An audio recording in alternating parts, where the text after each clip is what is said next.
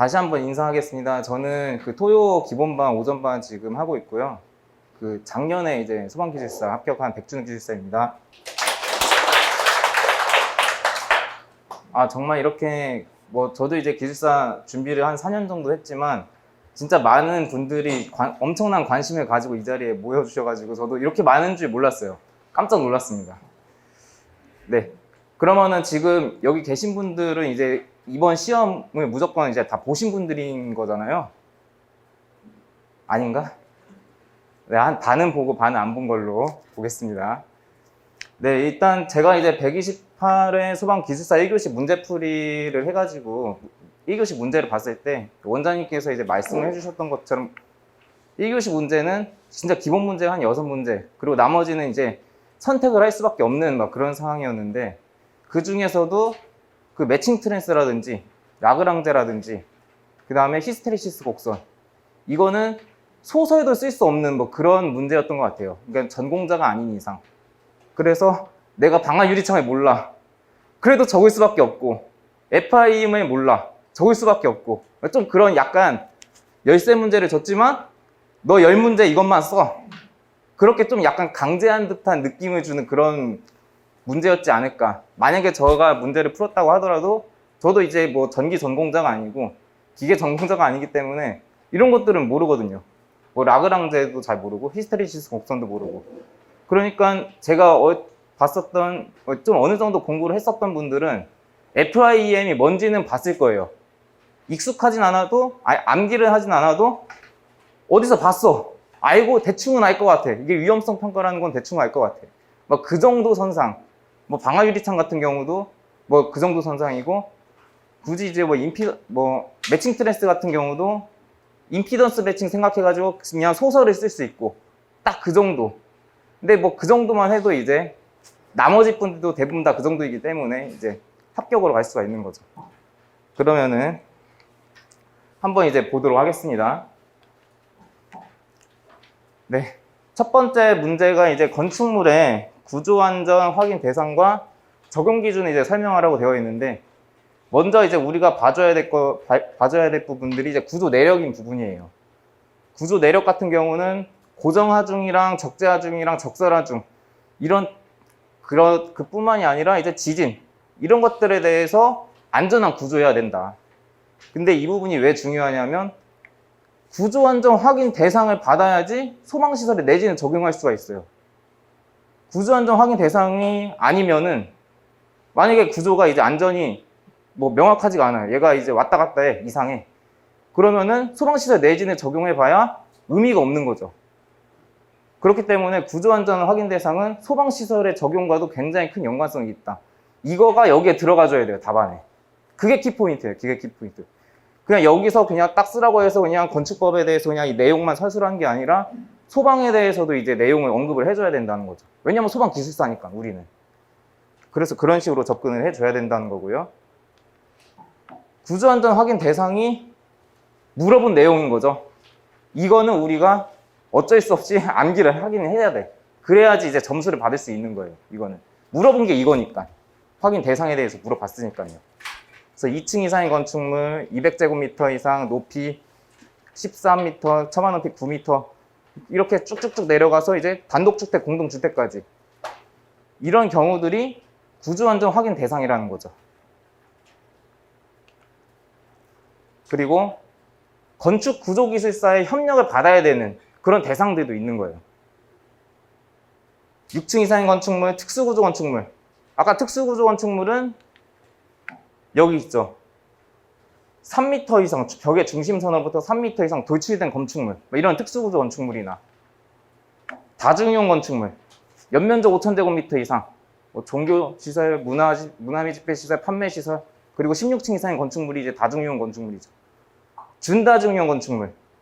이거는 다중이용 건축물 외의 건축물로서 연면적 1,000제곱미터 이상으로 종교, 판매, 운동, 이런 그런 시설들이 이제 준다중이용 건축물인 거죠. 그리고 이제 필로티 형식, 그리고 건축물 용도 규모를 고려한 중요도가 높은 건축물로서 구토교통부령으로 정하는 건축물.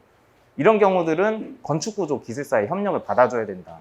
같이 이제 입력을 해주면 좋겠죠. 자, 다음은 적용 기준을 물어봤잖아요, 우리가. 대상도 물어봤는데 적용 기준도 물어봤어요. 적용 기준 같은 경우는 건축물을 이제 건축하거나 대수선하는 경우, 여기 지금 거기에는 없을 거예요. 제가 이제 플러스 추가적으로 가지고 온 부분이에요. 건축법 시행령 32조에 똑같이 있어요. 그래서 건축하거나 대수선하는 경우 구조안전 확인을 해줘야 된다. 그리고 설계자로부터 구조안전 확인 서류를 받아 착공신고를 하는 때, 착공신고를 하는 때에는 허가권자한테 그 확인 서류를 제출해야 된다는 거고요. 기존의 건축물을 건축 또는 대수선하는 경우, 건축주는 뭐 이제 적용의 완화를 요청할 때는 구조안전 확인 서류를 허가권자에 제출해야 된다. 이런 것들이 이제 적용 기준이 되는 거죠. 네. 그래서 법만 쓰는 게 아니라 소방이랑 연관지어 가지고 이제 써준다면은 좀 플러스 알파 점수를 좀 더 잘 받을 수가 있겠죠. 자, 2번. 우리가 어쩔 수 없이 풀어야 했던 2번이에요. 어쩔 수 없이 풀어야 했던. 이제 방화유리창 대상 건축물을 보면은 대상을 보면은 어디서 이제 많이 본 것 같아. 이거 우리가 열심히 공부했던 외벽 마감 재료 기준이랑 똑같아요. 외벽 마감 재료 대상 기준이랑 똑같아요. 이 기준이. 그래서 우리 굉장히 익숙하잖아요. 상업지역 우리 다 공부를 했잖아요. 상업지역의 건축물로서 이제 근린생활시설, 뭐 유락시설 2000제곱미터 이상의 건축물, 공장으로부터 6m 이내 위치한 건축물. 그 뒤에 이제 의료시설, 교육연구시설, 노유자 수련시설 이런 것들 쭉 우리 외벽 마감 재료랑 똑같은 대상을 가지고 있다. 이제 적용 기준도 이제 키포인트인 거죠. 보면은 건축물의 인접대지 경계선에 접하는 외벽이 외벽에 설치하는 창호와 인접대지선과의 거리가 1.5m 이내인 경우, 건축물이 인접대지 경계선이 이렇게 있으면은 건축물이 이렇게 있고 여기서 1.5m가 있으면 거기에 창호가 있으면은 KSF 2845에 따른 비차열 20분 이상의 성능이 있도록 유리창을 구성을 해줘야 된다는 거고요. 다만 헤드가 창호로부터 60cm 이내에 있는 경우, 60cm 이내에 헤드가 있는 경우에는 설치하지 아니할 수 있다. 방화 유리창을. 그러면은 여기서 이 취지가 뭔지도 우리가 이제 파악을 해가지고 안다면은 같이 좀 써주는 게 좋아요. 화재랑도 연관해 지어서. 그냥 법 나왔으면은 그냥 법만 딸랑 쓰면은 뭐 우리 이제 뭐 10점 만점에 사실 이제 이 정도 쓰면은 제가 볼 때는 한 7점? 뭐 잘 주면 8점 이렇게도 받을 수 있을 것 같아요. 제대로 딱딱 다 쓰고. 그 대신 이제 남들이 못 써야지. 남들도 다 쓰고 나도 쓰면 한 6점, 7점 받겠죠. 근데 여기서 이제 내가 좀 더 받겠다. 나 1, 2점 더 달라. 그러면은 여기에 대한 그 취지를 좀 알 필요가 있어요. 뭘까요? 취지가. 이렇게 인접대지 경계선에 접하는 외벽에 설치하는 창호에 1.5m 가까이 붙어 있는 경우는 비차열 20분 이상의 성능이 있어야 된대. 네? 그렇죠. 그러니까 주변 외부 건축물, 다른 건축물에서 발생한 화재, 그 유소를 방지하기 위한 목적이죠. 유소 방지 목적.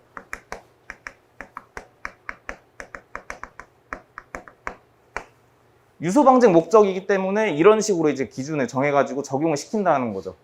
외부에서 발생된 화재가, 인접 건물에서 발생된 화재가 해당 건물에 전파되는 이런 유소를 방지하기 위해서 이제 이런 기준이 생겨난 거죠. 그런 것들을 같이 언급을 해주면은 남들은 다 이거 기준만 언급했는데 나는 이제 화재까지 언급해서 같이 했어.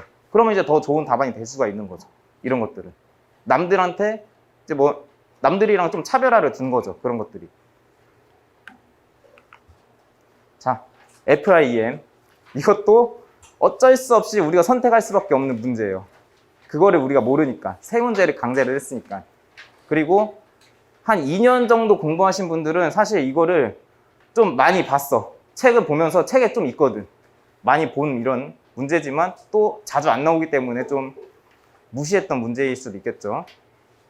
그래서 FIEM을 보면은 이제 유럽에서 건축 허가나 보험 업무에서 이제 위험성 평가 도구로 이제 사용하고 있는 위험성 평가 프로그램을 말을 한다. 그래서 FIEM의 위험 요소를 확인하고 안전 대책을 비교해가지고 화재 위험성을 평가하기 위한 프로그램이다. 그 정도로 이제 보시고 넘어가면 될 것 같아요. 적용 대상. 인명 피해가 이제 예상되는 건축물이나 공장, 상업용, 다용도 건축물 같은 데에 적용을 시켜준다는 거고요. 그리고 우리가 진짜로 알아야 되는 키포인트는 이 부분인 거죠. 화재 위험도 산정을 어떻게 해야 되냐. 화재 위험이랑 방호 대책이 있는데 그 종류가 뭐냐. 그래서 이 관계식을 알면은 사실은 평타 이상으로 친 거예요. 이 관계식을 내가 외웠다. 나머지 것들은 이제 뭐 소설을 쓴다고 하더라도 이 관계식을 알면은 어느 정도 이제 평타를 칠 수가 있는 부분인 거죠. 그리고 이런 화재 위험도를 구성을 했을 때 5가지 종류로 이렇게 구분을 하는데 당연히 높으면 높을수록 매우 위험하다고 이제 볼 수가 있는 거고요. 그리고 평가 항목은요, 잠재 위험이랑 이제 활성 위험, 그리고 기본 대책, 특별 대책, 내화 대책에 대해서 평가 항목들이 있죠. 잠재 위험의 경우에는 뭐 가연성 물질의 양, 가연성 물질의 특징, 그리고 뭐 이제 방화구역의 형태, 이제 층수, 막 이런 부분들을 이제 다 잠재 위험으로 보고 있는 거고요.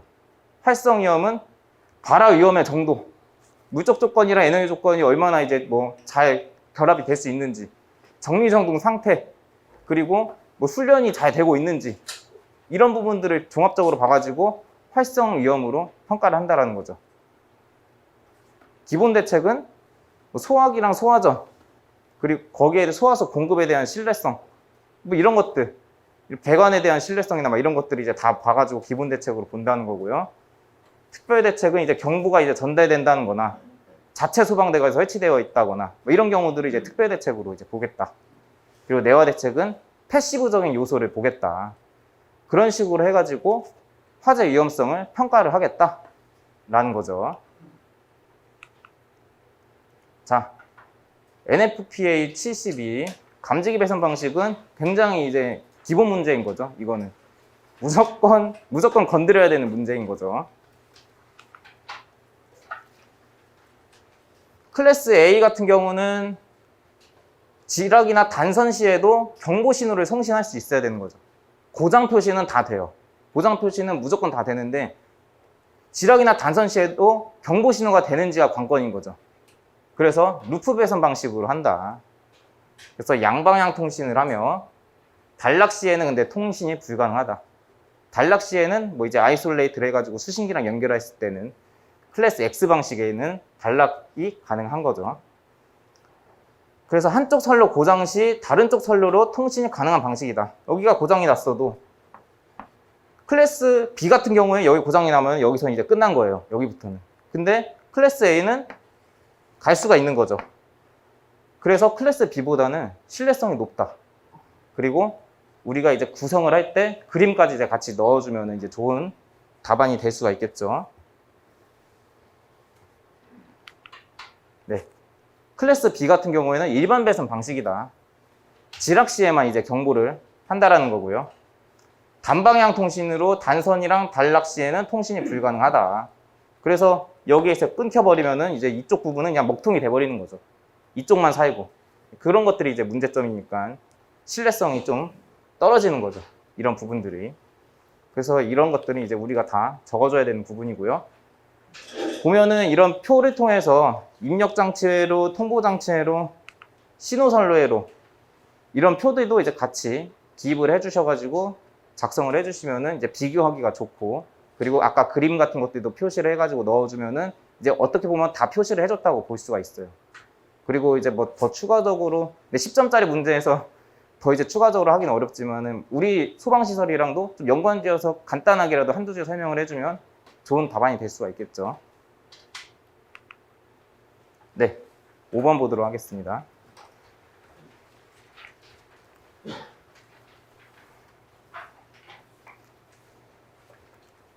자, 소방 펌프 설치 시 펌프의 방진 장치 설치에 따른 내진용 스토퍼 설치 방법. 우리가 소방시설의 내진 기준을 안다면, 공부를 했다면 이 문제는 이제 굉장히 쉽게 접근을 할 수가 있는 거죠. 설치 방법을 쓰라고 했으니까 설치 기준을 쓰면 되거든요. 설치 방법을 쓰라고 했으니까. 그래서 설치 기준에 대해서 작성을 하면 되는 것인데, 먼저 이제 내진 스토퍼 같은 경우에는 이제 펌프, 가압송수 장치의 이제 방진 장치가 이제 지진이나 진동에 흔들리지 않게끔 옆에서 이제 잡아주는 역할을 해주는 거잖아요. 그러니까 그런 것부터 이제 좀 먼저 써주고, 그 다음에 이제 설치 기준에 대한 내용들을 설치 방법이라고 해가지고 이제 기입을 해주시면 되는 거죠. 그래서 내진 스토퍼와 본체 사이에 3mm 이상 이격하자. 근데 이격거리가 6mm를 초과한 경우에는 수평 지진화 중에 2배 이상을 견딜 수 있는 것으로 설치를 하자. 그리고 기준상에는 없지만 해설서를 우리가 봤다 이거 한다면 해설서 내용까지 하나 정도 이제 더 추가를 시켜주면은 좋은 답안이 될 수가 있겠죠. 충격을 감소시키기 위해서 내진 스토퍼 측면에는 네오플레인, 이게 합성 고무 같은 건데 이걸 이제 6mm 이상 부착시켜가지고 펌프의 충격 하중을 좀 완화를 시켜줘야 된다. 이런 것들까지 이제 같이 플러스 알파로 추가를 해주면은 좋은 답안이 될 수가 있겠습니다. 네, 6번 보도록 하겠습니다. 6번도 사실 이거는 소방 이제 자료를 보신 분들은 이제 문제를 풀 수가 있는 거고, 소방 업무를 보시는 분들은 이거를 접할 가능성이 높아요. 감리 업무라든지 시공 업무라든지 시공보다는 감리 업무가 좀 접하기 좋을 것 같아요. 시공도 접할 수 있겠죠. 개방형 격자 천장 같은 경우에는 아파트의 지하 동출입구 같은 데도 설치하고 좀 미관을 좀 예쁘게 하기 위해서 이런 격자 천장을 하는 경우들이 많이 생기고 있어요. 근데 이것을 장애물로 볼 것이냐 말 것이냐에 대한 논란이 계속적으로 있었거든요. 그래서 저도 질의를 했던 경험이 있어요. 이 부분에 대해서. 제가 감리 업무를 할 때 이런 부분에 대해서 이제 질의를 해본 적도 있고 했었기 때문에 그때 당시에는 업무 지침이 없어가지고 NFPA에 이런 기준이 있어가지고요.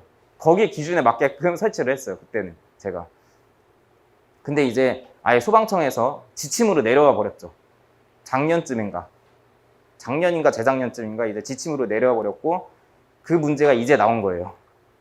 근데 소방하는 사람들한테는 풀 수가 있는데 소방을 하지 않는 분들한테는 자료를 이제 받지 않는 이상 이제 좀 건드리기가 좀 어려운 문제였다. 이렇게 볼 수가 있을 것 같아요. 원칙을 보면은 천장 폭이 이제 1.2m 이상인 경우에는 상하 양식으로 좀 스프링클러 설비를 해줄 필요성이 있어요. 그게 이제 서로 깔끔한 거죠. 하지만 예외 조항이 있는 거죠. 격자 상부에만 할 수 있는. 이제 지침상의 내용인 건데요. 개방형 격자 천장의 재료 두께가 가장 작은 크기의 격자 구멍의 가장 작은 크기 미만이라고 되어 있죠. 그러니까 재료 두께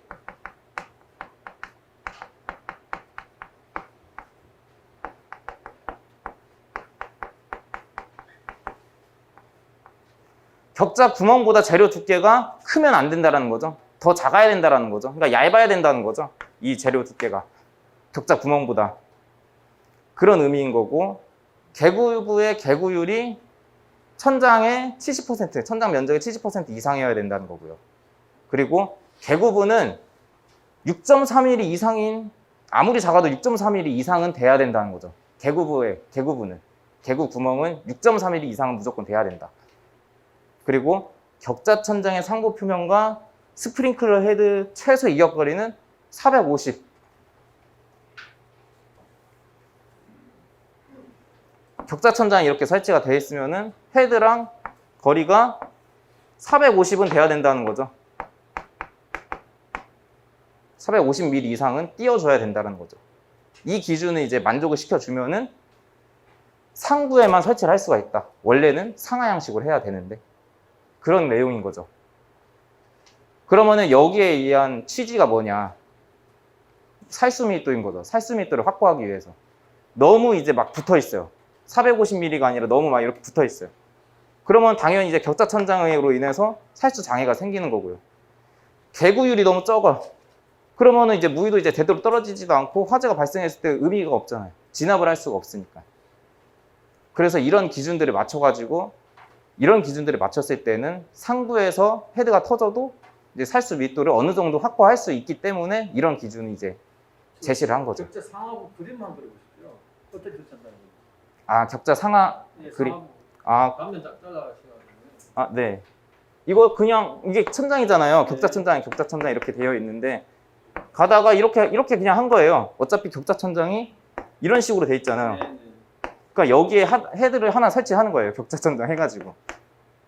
그렇게 해가지고 이제 구성을 하는 거죠. 제가 이제 할 때는 그런 식으로 했었습니다. 네. 근데 이제 시공사에서는 좀 싫어하더라고요. 왜냐하면 미관상이 별로 안 예쁘다. 막 이런 이야기도 좀 있었고. 그래서 웬만하면은 우리 상부로 좀 가자. 이런 이야기들이 많이 했었거든요. 근데 감리는 또 그냥 넘어가기는 어렵잖아요. 그래서 확실하게 짚고 넘어가야 되니까 나중에 이제 현장 가셨을 때도 이런 부분들에 대해서 이제 확실하게 짚고 넘어가시면 되겠습니다. 네. 이건 우리가 이제 건드릴 수가 없는 이런 문제였겠죠. 건드리는 분들은 이제 굉장히 행운인 거죠, 사실. 이런 문제들을 내가 미리 알고 있었어가지고 건드렸으면은 나갈 확률이 좀 높아지겠죠. 나갈 확률이라는 거 기술사가 붙을 확률. 막 사람들이 합격할 때 720점이면 합격하거든요. 1200점 만점 중에 720점이면 합격을 하는데 뭐 724점, 726점 막 이런 식으로 합격을 시켜주고 1등 하신 분이 뭐 700과 40점 막 이런 식으로 되니까 뭐 61점이 1등 하니까 전국 1등이 가끔 70점 분도 나오시고 하지만은 대부분 분들이 이제 그런 식으로 합격을 하시니까 이런 거 하나 잡으면 이제 굉장히 좋은 거죠. 네. 라그랑제를 보면은 요거는 이제 입자 하나하나에 초점을 맞춰가지고요. 각각 입자를 따라가면서 그 입자의 물리량이라고 했죠. 위치, 속도, 가속도를 나타내는 이제 기술법이다. 그래서 유체의 흐름을 관찰하고 이제 해석하는 방법이라고 이제 볼 수가 있죠. 알면은 이제 사실 별거 아닌데 몰라서 이제 문제인 거죠. 이동전 격자가 이런 식으로 되어 있잖아요. 이동전 격자가 이렇게 되어 있는데 이 파란색 부분이 이동 후의 격자인 거예요. 그래서 원래 이쪽에 있는 격자가 이쪽에 있는 이제 지점이 이쪽으로 넘어간 거죠. 물체와 같이 이제 이동한 거죠. 그것을 보고 이제 물리량을 측정을 하는 거예요. 움직임 가속도랑 이런 아까 말씀드렸던 그런 부분들이 이런 이동 방향을 보고 격자의 이동 방향을 보고 측정을 하는 거다. 그래서 만약에 알고 있다면 같이 이제 이렇게 설명을 해주면은 좋은 답안이 될 수가 있겠고, 소방이랑 좀 연관을 지어보자고 한다면 유체의 유동 분야니까 이제 당연히 소화용수라든지 가스계라든지 유체잖아요. 유체가 기체랑 액체를 유체라고 하잖아요. 그러니까 다 이제 끼워 넣는 거죠. 한번 맞든지 틀리든지 한번 다 끼워 넣는 거죠. 소방이랑 어떻게든 연관을 좀 지어봐야 되는 거니까. 그렇게 해가지고 연류동이라든지 이런 부분에 대해서 물리량을 표현을 한다. 근데 이 라그랑제 같은 경우는 아마 단발성 문제의 가능성이 높지 않을까. 다시는 안 나오지 않을까 싶습니다. 그런데 또 나올 수도 있고. 네, 제가 볼 때는 안 나올 것 같습니다. 네, 다음에는 이제 확성기 매칭 트랜스에 대해서 보도록 할게요. 이것도 우리가 임피던스 매칭을 만약에 풀으시다가 생각이 나시면은 쓸 게 없으니까 6문제밖에 우리가 아는 게 없으니까 쓸 수밖에 없어요. 어떻게 보면. 네. FIEM에 대해서 내가 진짜 전혀 모른다고 하면 이런 거 골라야 되는 거죠. 네.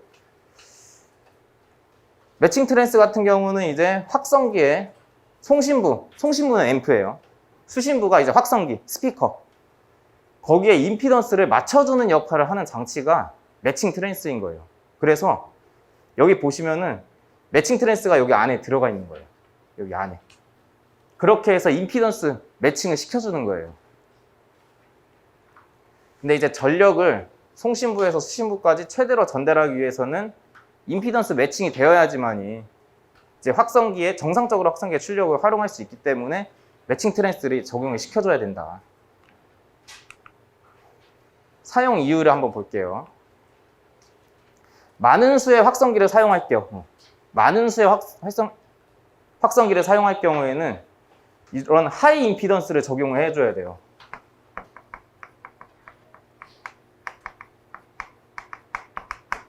하이 임피던스를 적용을 해줘야 되는데 여기서 보면 전력 손실이 크게 발생하고 고출력이 발생을 하고 이것을 나중에 확성기로 받아들일 때 저전력으로 이제 바꿔줘야 된다는 거죠. 그리고 임피던스가 다르면은 일단 임피던스가 다르면 신호 반사, 그렇기 때문에 음질에 대한 저하가 발생을 하게 되는 거고요. 그리고 최대 전력 전송 조건이 임피던스 매칭이기 때문에 이런 조건을 만족시켜주기 위해서 매칭 트랜스를 무조건 적용을 시켜줘야 된다는 거죠.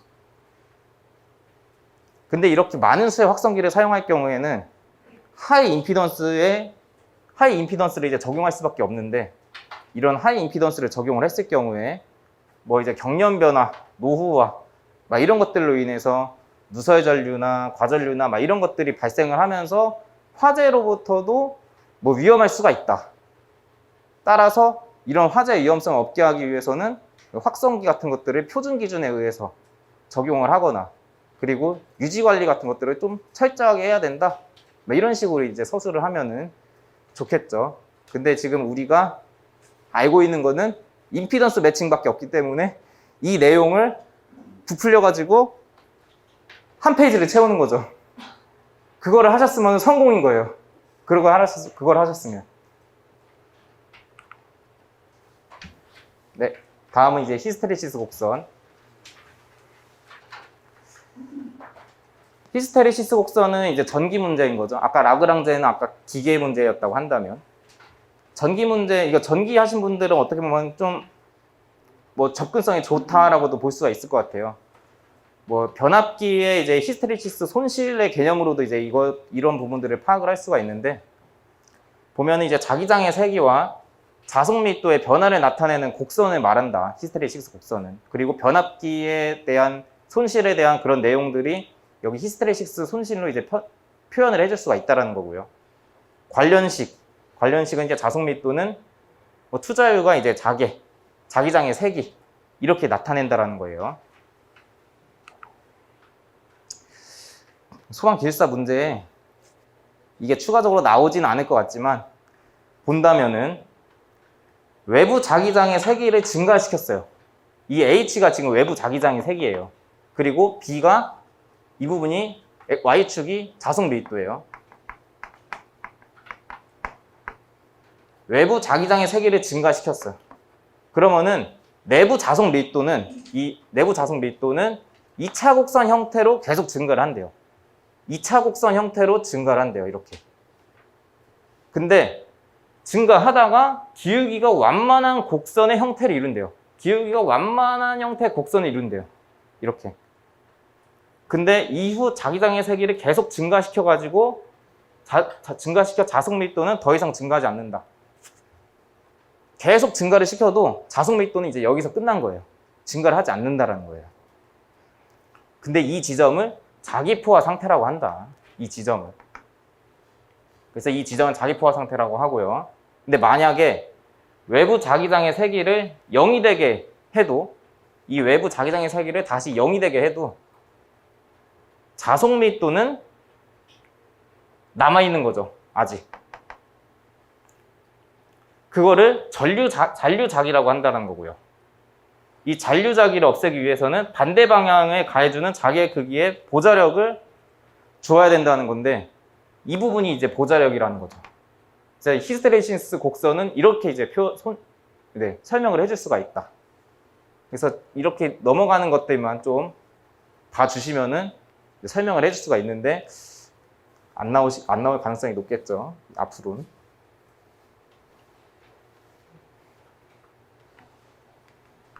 네, 부차적 손실 보도록 하겠습니다. 네, 부차적 손실의 경우에는 굉장히 이제 기본 문제인 거죠. 근데 우리가 세 가지를 몰라요. 그러면 이제 난감한 거죠, 사실은. 우리 두 가지는 이제 아는데 한 가지를 모른다. 이러면 난감한 거죠. 먼저 이제 직관의 주손실이랑 부차적 손실에 대한 뭐 이런 뭐 간단한 정의 같은 것들 좀 적어주신 다음에 부차적 손실에 대해서 구하는 방법이 이렇게 세 가지가 있다. 저항계수에 의한 방법, 등가 길이에 의한 방법, 유량계수에 의한 방법이 있다. 이 세 가지를 이제 언급을 해주시고 각각에 대해서 설명을 해주시면 되겠죠. 우리 이제 저항계수에 대한 거는 뭐 급축소라든지 급확대에 대한 손실을 거기에 따른 관계식을 우리가 알고 있어야 되겠죠. 관계식을 우리가 알고 있어야지만이 좀 풀 수가 있는 부분이고요. 좀 괜찮은 답안이 나올 수 있는 거고요. 뭐 단면적의 변화나 이런 식으로 이제 같이 표현을 하면서 축소나 확대에 대한 그림을 그려주면서 설명을 해주면은 좋은 답안이 될 수가 있겠죠. 등가 길이는 우리 이제 등가 길이 자료가 있잖아요. 표, 엘보랑 이제 T랑 이런 것들에 대한 표를 나타내는 건데 그 엘보에 대한 이제 등가 길이를 이제 배관에 대한 것으로 이제 바꿔가지고 환산해가지고 이제 나타낸 것을 말을 하는 거죠. 그리고 이제 등가 길이에 대한 보정에 관련된 거, 그리고 조도계수가 다를 경우에 어떻게 적용할 건지에 대한 내용들도 이제 같이 언급을 해주시면은 좋은 답안이 될 수가 있겠습니다. 그리고 이제 유량계수에 관한 방법. 유량계수는 우리가 뭐 속도계수랑 또 뭐죠?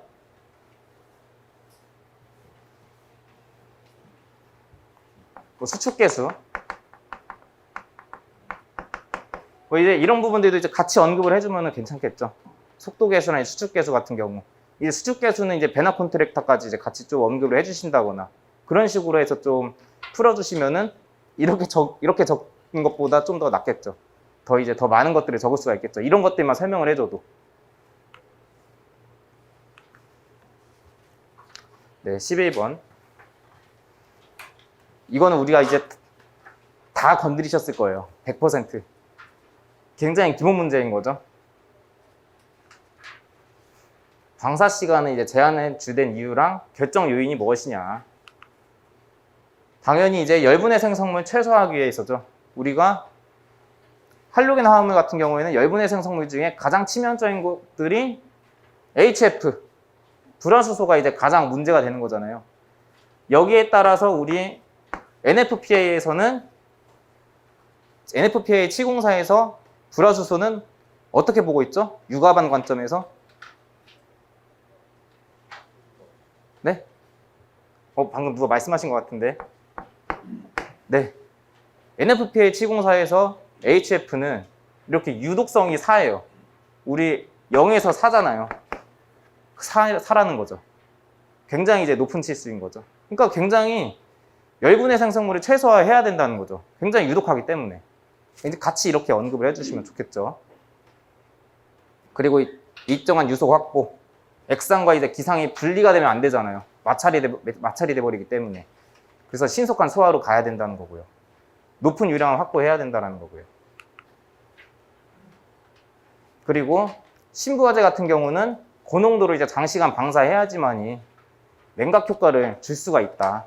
그래서 충분한 뭐 이제 설계농도 유지 시간을 확보를 해줘야 된다. 그리고 화재 직간접 피해 최소화.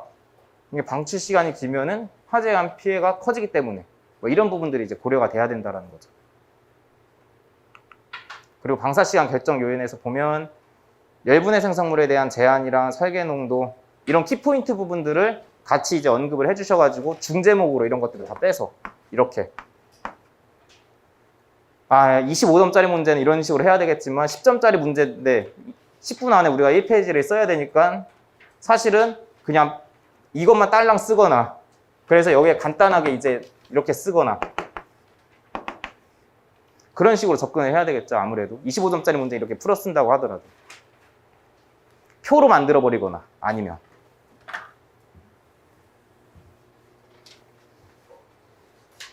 그러니까 이제 공부를 한 2, 3년 하신 분들은 아는 것들은 이제 상당히 많아졌는데 이런 것들을 아는 거를 어떻게 버리느냐가 중요해요. 또 10점짜리 문제에서는 시간 안배가 진짜 중요하기 때문에 물소화약제의 경우에서도 미입자로 방사하는 경우에는 사용 목적과 적용 대상에 대해서 설명하시오. 그래서 이런 것들도 이제 기본 문제인 거죠. 화재 제어나 진압 관련된 이제 같이 그려가지고 이제 하는 거죠.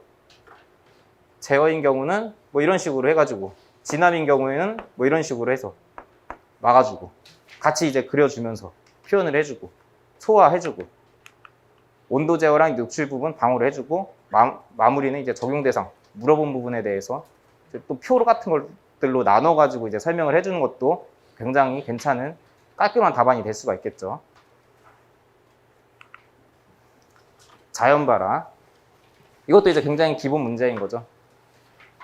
그래서 메커니즘 같은 것들을 설명을 해주고요. 열축적 되고, 이런 열축적 돼가지고 이제 발화를 한다. 이런 과정들에 대해서 이제 설명을 해주고, 그리고 영양인자에 대해서 통풍이 이제 불량할 경우랑 휘발성이 낮은 가연성 액체, 휘발성이 높으면은 뭐 이제 휘발이 되면서 기화하면서 이제 열을 흡수를 해가지고 방출을 하는데, 여기는 이제 휘발성이 낮기 때문에 열을 그냥 다 계속 축적을 하는 거죠, 얘가.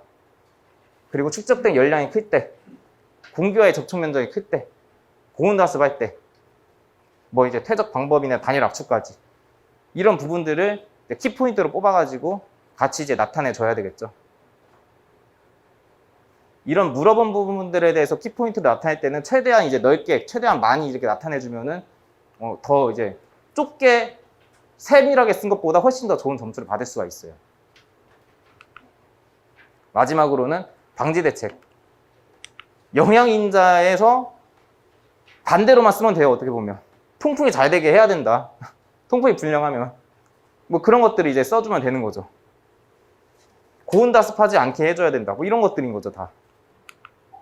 그래서 통풍이 잘 되게 하고, 온도 낮추고, 습도 낮게 하고, 저장시 압력 낮게 하고, 열 축적을 작게 해야 된다. 막 이런 내용들을 이제 같이 방지 대책에 나타내 줘야 된다라는 거죠.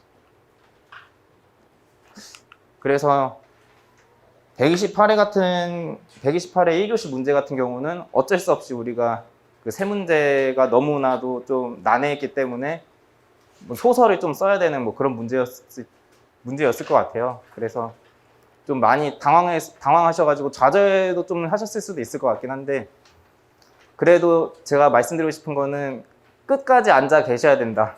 저도 붙을 때 첫 번째 1교시가 너무 힘들더라고요, 솔직히. 도망가고 싶더라고요. 막 엉덩이가 근질근질했어요. 막 일어나고 싶어가지고. 근데 그냥 앉아 있었는데 어떻게 됐더라고요.